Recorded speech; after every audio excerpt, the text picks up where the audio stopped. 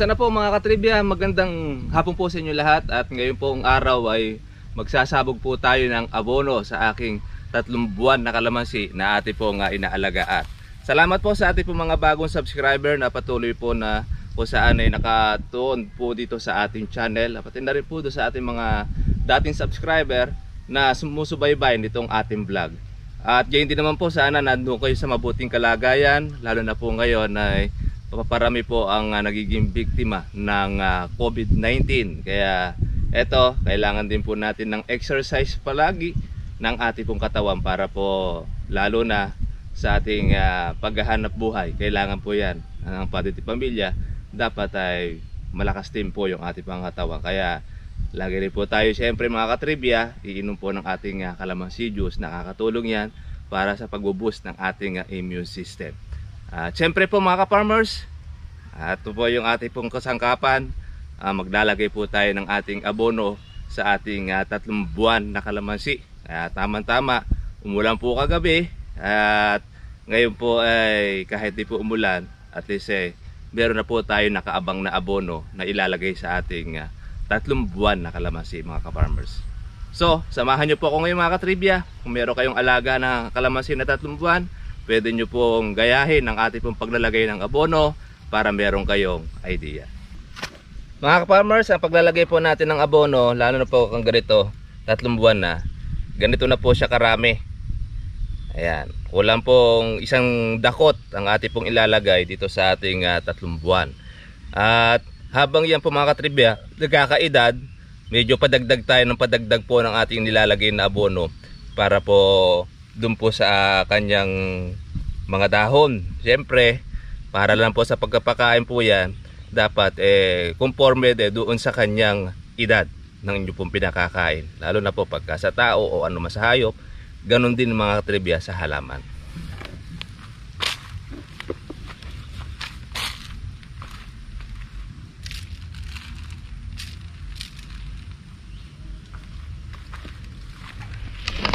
Ang paglalagay natin mga katribya po ng abono sa ating kalamansi, paikot siya.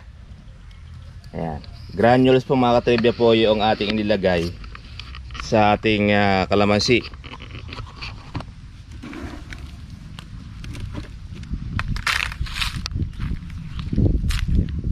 Ayan.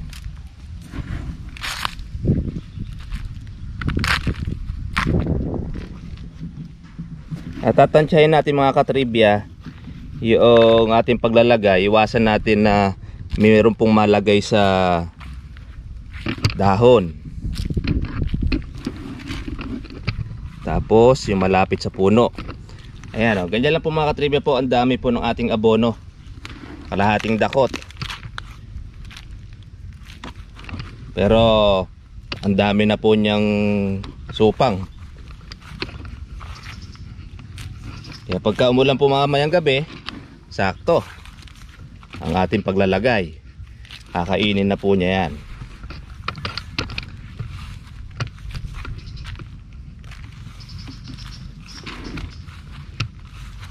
Ay, dami na pong sopang noong ating kalamansi. Kaya mabilis lang po itong lumaki.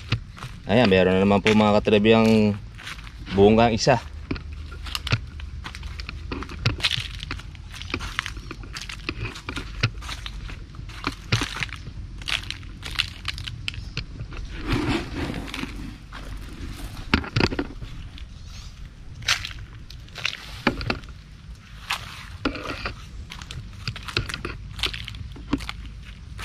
Konti-konti lang mga katribya po ang ating pagpapakain sa ating kalambatang kalamansi.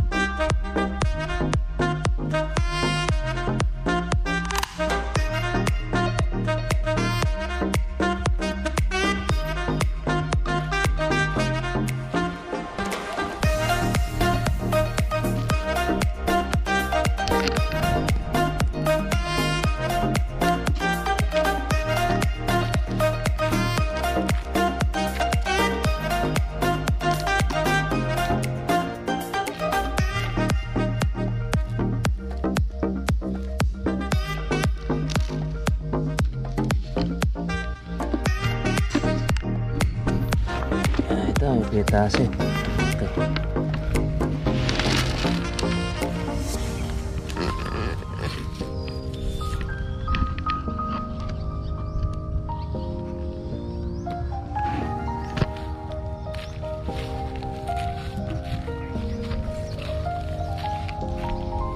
Yan ang bolas ito mga katribya.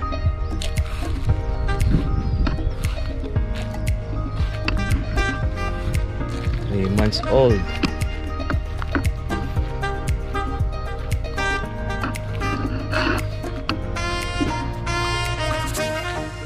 Pero meron naman pumpunla mga maliliit.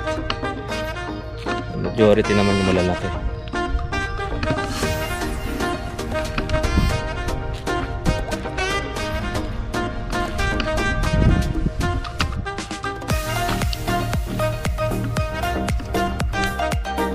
Ito mga katribya, napakadami po lumabas po na bulaklak na ito. Hindi pa po siya nakakakain pa ng abono, pero yung kanyang suloy, yung kanyang usbong, kasama na po siyang bulaklak. Lalo na pagka nakakain pa ng abono. Ayan, malinis naman po itong ating kalamansi. 3 buwan. Kalamansi natin ito listin po ang pagkalaki. Ayan o, pitasin na rin ito. Nakakakuha pa tayo mga katribya pa ng 3 months old.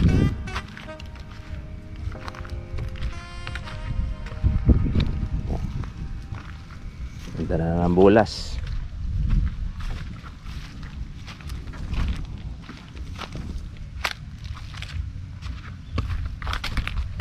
Ito mga katribya, ito yung ating inaagapan dyan. Yan ang kuto. Pinapatay na po natin ito mga katribya sa kuha natin kalamansi, para din na tayo makapang mag-spray ng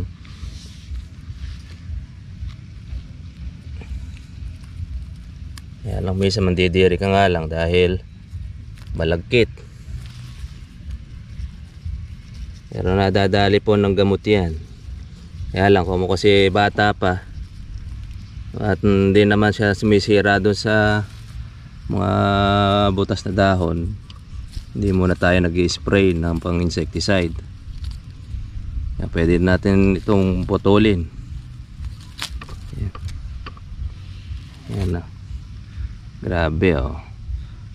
Kinukuha niya lahat to, sinisip-sip niya yung dahon pati yung sanga, kaya hanggang sa natutuyo.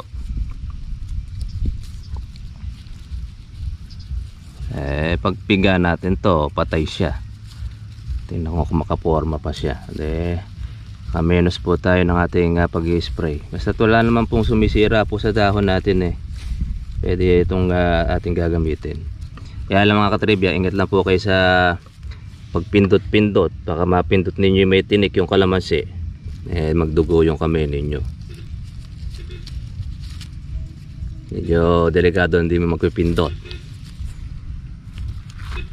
Ayan, wala na.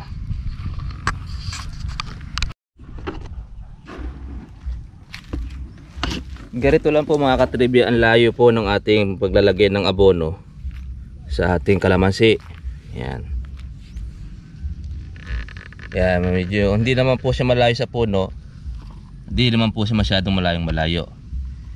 Kaya yan po yung pamamaraan po ng ating paglalagay ng abono para po makain po niya. Pwede pong paikot, pwede naman pa-triangle.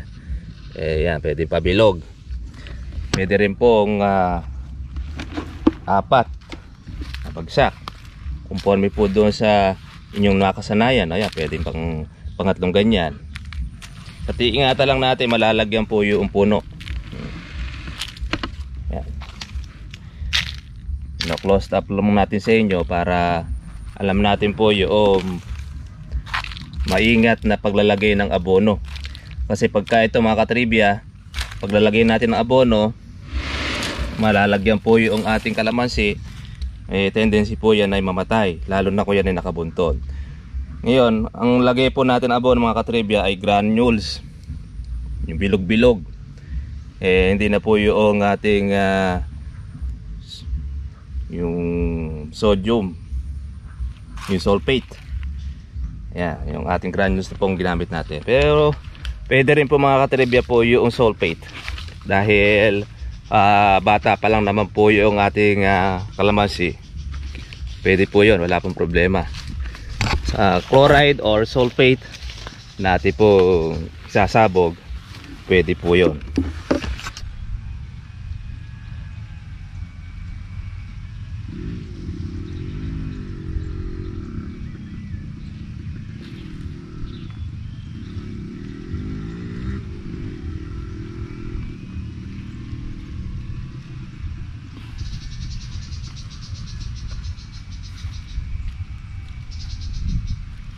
Take note mga katribya, kapag ka po tayo maglalagay po ng abono sa ating kalamansi, siguraduhin po natin mga ka-farmers na natanggal na po yung damo o nakapag-spray na po tayo ng damo, para noon walang kaagaw ang inyo pong kalamansi sa abono. Kasi pagka po tayo nagsabog ng abono mga katribya na marami pong damo, ay tiyak po natin kakainin po ng damo yung sustansya ng pataba at maunahan pa ang inyong kalamansi. Kaya mas maganda malinis po yung ilalim ng kalamansi po natin, para pagka kinain ng kalamansi yung ating pataba, wala siyang kaagaw. Kaya take note po yan doon sa ating po mga nag-aalaga ng kalamansi. Siguraduhin nating patay na ang damo, para po pagsasabog natin, direct na antimano po yung abono doon sa ating kalamansi. Mga katribya po, tapos na rin po yung paghahawang po ng ating bagong katribya. Ayan, sinisiligan na yung mga siit. At ito po ay ready na rin po itong taniman po ng kamatis. Ngayon tayo mga katribya, tapos na rin po tayo ng ating paglalagay po ng abono. Ayan, sa ating kalamansi. Ayan, kita na po yung kalamansi natin, 3 buwan. No? Maganda na po yung bulas mga ka-farmers. Yes, dati naman po nagdadamo po nung paragis. Yan. Yung sitaw medyo malalaki-laki na. Yan. Yan mga ka-farmers natin, ng ating lagay ng abono, mabot ako rito ng 7, kulang-kulang 8 kilo ang ating nalagay dito sa 700 puno na 3 buwan. Kaya matipid lang po mga katribya po ang paglalagay po natin ng abono. Di naman po kailangan natin ng gulpe o maramihan. Kung kasi siya po ay 3 buwan pa lang, natural lang ay bibigay po natin yung sapat yung kailangan po niya para po sa kanyang paglaki. Pero ganoon pa man mga katribya, ay nakatutok pa rin tayo doon sa mga dahon. Gaya po kanina nagpatay tayo ng ilang pong mga kuto na kung saan mga katribya sumisip-sip po ng ating kalamansi. Kaya ate po namang inaalis yon. Eto mga katribya, meron naman po tayong, hindi tayo nawawala lagi ng pitasin, no? Ay, lalaki ng bunga. Pagka po bata kalamansi mga katribya, ang ganda ng bunga, oh. Kaya mga ka-farmers, hindi naman po tayo maiinip.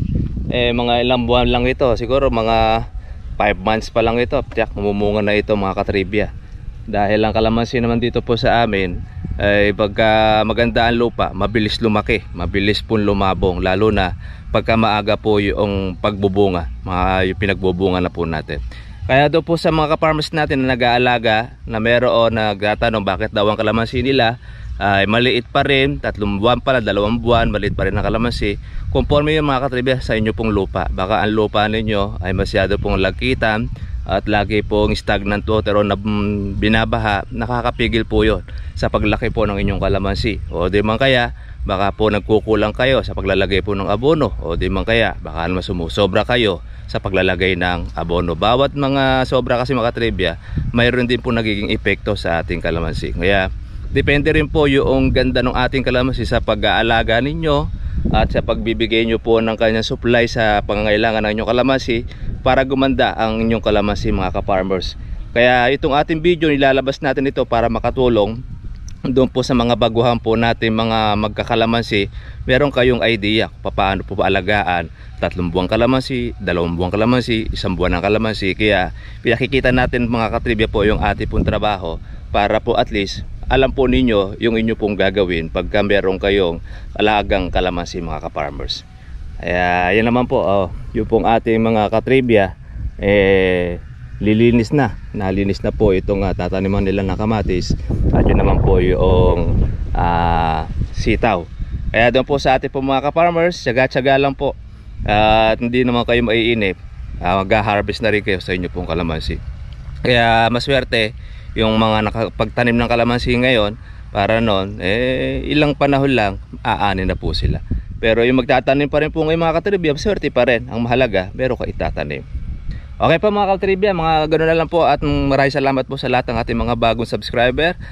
Gaya po ng dati, pag nagustuhan yung video na ito, please paki-subscribe, paki-like. Kung meron kayong comment, meron kayong tanong, ilagay nyo po sa ating comment section at sasagutin natin ng mga bagay na iyan. At pagka maganda pang inyong pong tanong, pwede pa natin gawin pong vlog para po sa ikatutulong ng ating pong mga bagong magkakalamansi na mga ka-farmers natin. Gaya pa ng dati, ako po si Kuya Berhel Bunag at lagi po natin tatandaan, ang karunungan at ang kaalaman may katumbas sa kayamanan. Thank you for watching. God bless all. Kita-kita lang tayo bukas. Bye-bye.